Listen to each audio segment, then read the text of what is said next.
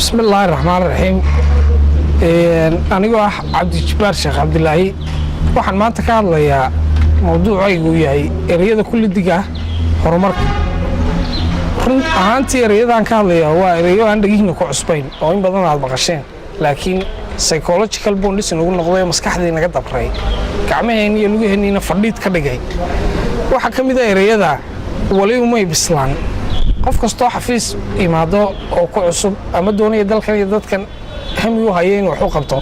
wax lagu moral jabiyo lagu maaweeliyaa wali uma bislaan dadkeen waxa hadii sharciga laga hagaajin lahaa waxa hadii waxa la qaban lahaa wali uma bislaan waxa kale oo kamid ah ereyada horumarka kulli diga waxaad maqlaysaa laba qof oo aad u saaxiiba oo ama family ba waxaan inta badan isweydiinaa marka qof kamid ah inaga oo ka shaqeynaya dawladda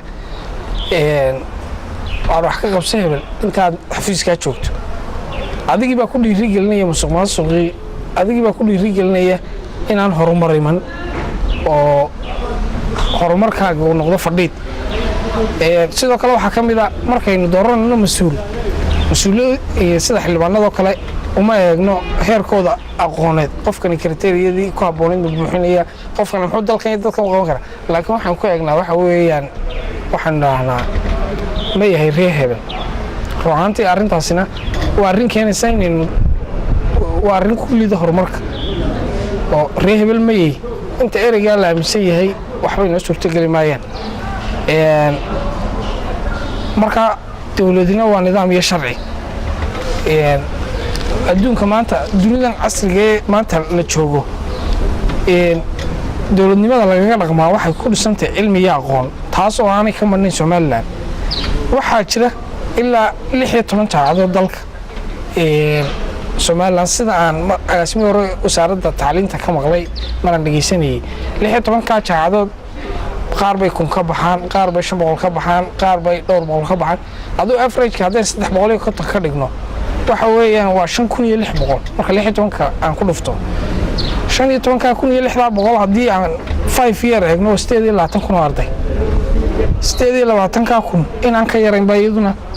dibadda inoogu maqan ka soo qalan jabinaysa marka lama oran karo Soomaaliland waxay u baahan tahay dad ama cilmi labadiiba ka dharagsanay laakiin inagaan fahmin dawladnimada iyo waxay tahay wali waxa jira ardaygii dhaqaalaha soo bartay dalkan dhaqaalihiisa hagaajin la dhaqaaligu ka hadlaya kiilowgu ka arkaya la xumeeyay marka goormay waxaynu hagaagayaan inta qof walba oo shaqadiisii oo la qaribayo oo arkayo oo banaanka ka taagan yahay marka ereyadan kulli diga horumarka waxaan u soo jeedin lahaa dhamaanba reer Soomaaliland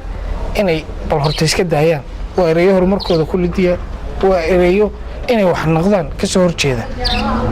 marka waxaan u soo jeedin lahaa bulshooyinta ama siyaasi ama shacab wuxuu doonaha ahaado in ereyadan kulli diga la iska daayo dawladnimada adduunka waa la kala horsameystaa taasi macna ma leh oo horumarku uu kaaga horeynaya intaas sanad ka horeey laakiin hadda maanta dawlad samaysato adiguna waa inaad samaysaa nidaamkii iyo sharcigii iyo aqoontii iyo wax walba aad haysta waa inaad ka faa'iideysaa laakiin ma aha inaad tiraahdo wali uma bislaan taas waxay noqonaysaa Soomaaliland goorma qaan gaaraysa Soomaaliland miyaan qaan gaarinba ruuxaantii waa ereyo aad u xun marka waxaan u soo jeedin lahaa in iska daayaan ka muwaadin ahaan ereyadaas